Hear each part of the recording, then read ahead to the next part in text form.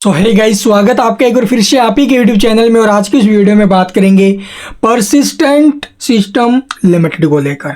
आप लोग देखोगे स्टॉक के आए थे भी कल के दिन रिजल्ट वीकेंड के चलते, और आज जो स्टॉक है वो 10% के भी ऊपर में फिसलते हुए नजर आया था। अभी 3300 के आसपास का इसका आज का लो है स्टॉक। फिर लास्ट में चलते हुए आप लोग देखोगे स्टॉक में काफ़ी अच्छी रिकवरी नीचे से बनी, ठीक है। 3508 रुपये के आसपास जो स्टॉक की क्लोजिंग है वो आते हुए नजर आई है, 9.5% के करीब गिरावट में।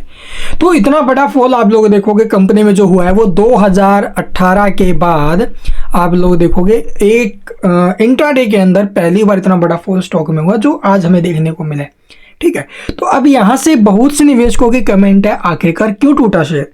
तो देखो भाई, रिजल्ट्स अगर आप लोग ध्यान से देखोगे, ठीक है, नंबर वगैरह देखोगे तो आपको लगेगा भी हाँ, पीछे के मुकाबले अगर देखा तो रिजल्ट ठीक ही है, ठीक है। न तो खराब आते हुए नजर आई हैं ज़्यादा, और ठीक ठाक ही आए हैं। तभी आप लोग देखोगे भी सभी इसको लेकर जिन्होंने बिल्कुल न्यूट्रल थे भी, ज़्यादा कुछ बड़ा तो नहीं होगा, लेकिन इतनी बड़ी करेक्शन होगी ये किसी ने सोचा भी नहीं था। को आप लोग अगर गहराई से रिजल्ट्स को देखोगे, पढ़ोगे, तो वहाँ से आपको कुछ एक चीज़ें नेगेटिव देखने को मिले, जिसकी वजह से यहाँ पर स्टॉक के ऊपर हमें दबाव देखने को मिला है। वैसे मैंने सुबह की वीडियो में बता दिया था। एक तो आप लोग देखोगे भी जो मार्केट एस्टीमेट से इसके रिजल्ट्स थे वो वहाँ से आप लोग देखोगे रिवेन्यू भले ही आपको जो ना भी फ्लैट देखने को मिला हो, जो एस्टीमेट लगाया वैसा ही रिवेन्यू आया, लेकिन अर्निंग पर शेयर ईपीएस वो फिसलते हुए नजर आया। एक तो कारण था भाई वो गिरावट का, ठीक है, एस्टिमेटेड ईपीएस से डाउन आना। उसके बाद जो दूसरा कारण था वो इसके रिजल्ट्स ही है। चलिए आपको दिखाते हैं भाई आखिरकार रिजल्ट्स में ऐसा क्या छिपा है जिसकी वजह से स्टॉक में इतना बड़ा फॉल हो गया भाई। तो चलो दिखा देते। तो ये देखोगे यहाँ पर आपको ये मार्च क्वार्टर के देखने को मिलेंगे, ये प्रीवियस क्वार्टर के हैं और ये प्रीवियस ईयर के मार्च क्वार्टर के, ठीक है। तो इन कॉलम्स में आप लोग देखोगे रिवेन्यू की अगर बात की जाए तो टोटल जो रिवेन्यू हमें देखने को मिला है वो प्रीवियस क्वार्टरों के मुकाबले हमें डिक्रीजिंग पर आते हुए नजर आए। अभी कंसोलिडेटेड स्टेटमेंट क्या बोलते हैं भाई, यहाँ पर आप लोग कंसोलिडेटेड स्टेटमेंट। तो ये जो रिवेन्यू है ना, ये हमें पीछे के मुकाबले ठीक ठाक होते हुए नजर 2621 करोड़ के आसपास, जबकि प्रीवियस में 2536 करोड़ के आसपास था, और वहीं प्रीवियस ईयर के सेम क्वार्टर में 2263। रिवेन्यू के अंदर काफ़ी अच्छा उछाल है, बहुत अच्छी बात है। अब आती बात ऑपरेटिंग प्रॉफिट्स। ऑपरेटिंग प्रॉफिट जो है वो आप लोग देखोगे प्रीवियस के मुकाबले में इंक्रीज हुए हैं, ठीक है, लेकिन प्रीवियस क्वार्टर के मुकाबले कुछ खास ज़्यादा इंक्रीजिंग नहीं आई है इसके अंदर। वहीं आप लोग देखोगे ऑपरेटिंग प्रॉफिट मार्जिन जो है वो टूटा है भाई, ठीक है, प्रीवियस क्वार्टर के मुकाबले कम हुए हैं। देख सकते हो 17.69% से टूटकर 17.54% हुआ। एक तो भाई बना है ये कारण, ठीक है। जो आप लोग देखोगे प्रीवियस ईयर के मुकाबले कंपेयर करके देखोगे तो ईयर ऑन ईयर बेसिस पर भी ये हमें जो भी फिसलते हुए नजर आए। वहां पर 18.47% था, लगभग 1% के करीब वहां से फिसला है। तो सबसे बड़ा कारण यहाँ पर घूम कर आता है भी ऑपरेटिंग प्रॉफिट मार्जिन टूटे हैं इसके, चाहे वो क्वार्टर ऑन क्वार्टर बेसिस हो, चाहे वो ईयर ऑन ईयर बेसिस हो, ठीक है। वहां से ये दबाव स्टॉक के ऊपर थोड़ा ज़्यादा रहा है भाई, ठीक है, सबसे बड़ा दबाव यही है।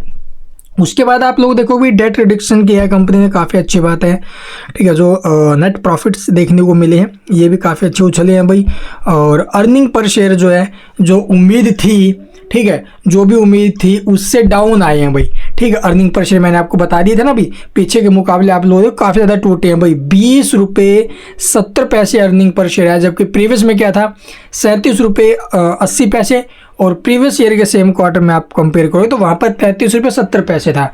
एस्टीमेट क्या लगाया गया था अभी 21 रुपये समथिंग का एस्टीमेट था, ठीक है। 21 रुपये प्लस क्या था ना, और आया कितना 20.70। तो यहाँ से दबाव आते हुए नजर आया है। तो ये ऑपरेटिंग प्रॉफिट मार्जिन कम हुए हैं, साथ में जो एस्टिमेटेड अर्निंग पर शेयर था वो कम हुआ है। तो ये दो सबसे बड़े कारण हैं जहाँ पर स्टॉक के ऊपर हमें दबाव डालते हुए नजर आए हैं। लेकिन ये कुछ खास नहीं है, ज़्यादा इनको दिमाग पे भी नहीं लेना है। अभी के टाइम आपको क्या सिचुएशन जो ना भी सोचनी चाहिए स्टॉक को लेकर, क्या आगे की स्ट्रैटेजी होनी चाहिए, चलिए वो देखते हैं। तो यहाँ पर आप लोगों ने स्टॉक में एक अच्छा खासा फॉल हमें देखने को मिल रहा है। अपने बाउंड वीक हाई से अगर देखा जाए तो वहाँ से भी स्टॉक में ठीक ठाक फॉल बन चुका है भाई। ठीक है, तो ये हमारे लिए एक अच्छा खासा मौका यहाँ पर बनेगा।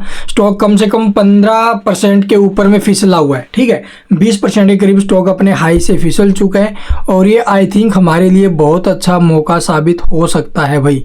ठीक है, और इस मौके को हाथ से नहीं जाने देना है, बट चलना पड़ेगा लॉन्ग टर्म के लिए। कम से कम 1 से 2 साल के लिए अगर होल्ड करो तो बेनिफिट हो सकते हैं। ठीक है, तो यहाँ से 1 से 2 साल के लिए होल्ड करना है और अगले जो इसके टारगेट रहेंगे वो आप लोग देखोगे भी 4400 से 5000 रुपये तक के मूव स्टॉक में बन सकते हैं। अगले 1 से 2 साल के लिए आपको ये होल्ड करके चलना है। 1 साल के जो टारगेट है वो आप लोग 5000 रुपये प्लस के, तो अगले साल तक आप लोग देखिए स्टॉक 5000 रुपये प्लस जो प्लस के मूव वो दिखा सकते हैं। और यहाँ पर आप लोग देख सकते हो जो भी एस्टिमेटेड अर्निंग थी ना, उससे जो EPS है वो यहाँ पर आप लोग देखोगे लगभग 2.5% के करीब फिसला है। ठीक है, एस्टिमेटेड रिवेन्यू था वहाँ पर आप लोग देखोगे ठीक ठाक है, 0.34% के करीब इंक्रीज हुआ है रिवेन्यू तो, लेकिन EPS टूटे हैं। तो ये कारण रहे हैं भाई। तो यहाँ पर मैं तो आपको एक बात बोलूँगा, अभी होल्ड करना आई थिंक सबसे सही रहेगा अगर आप लोगों ने खरीदारी की हुई है। तो चलिए चार्ट और दिखाते हैं आपको इसका। तो यहाँ पर आप लोग देखो 2 सपोर्ट मैंने आपको बताए थे। पहला था भी हमारा जिसको रिस्क नहीं लेना था वो 3487 के आसपास का सपोर्ट था, उसके ऊपर काम कर सकता था। लेकिन मैंने आपको एक बात बोली, इसके नीचे में अगर स्टॉक निकलेगा तो वहाँ से एंट्री के माहौल बनने स्टार्ट हो जाएंगे और 3 टुकड़ों में एंट्री का माहौल बनेगा स्टॉक के अंदर। एकदम से पैसा नहीं डालना चाहिए भाई कभी भी ऐसे शेयरों में। ठीक है, 3 टुकड़ों में पैसा लगाइए भी। पहला आपने मान लीजिए इस लेवल के ऊपर एक थोड़े बहुत जो 2 शेयर 5 शेयर जो अपने रिस्क मैनेज के हिसाब से वो खरीदारी की है। उसके बाद स्टॉक अगर थोड़ा और नीचे जाए उस कंडीशन में, उसके नीचे थोड़ा बहुत और जाए 5-4% उस कंडीशन में। तो इस प्रकार से आपको यहाँ पर एक स्ट्रैटेजी बनानी थी भाई, वो स्ट्रैटेजी आपके आगे काम आएगी। और अभी के टाइम जो सपोर्ट है इसका वो 3134 के आसपास का है। और ऊपर में रेजिस्टेंस की अगर बात करें, अगर ये स्टॉक 3500 के ऊपर में सस्टेन किया है, वैसे तो इसने अभी भी इसके ऊपर में ही है और यहीं पर अगर रहता है तो काफ़ी अच्छी बात है। स्टॉक फिर से 4000 रुपये तक के मूव हमें यहाँ पर दिखा सकता है। And thank you for watching the video.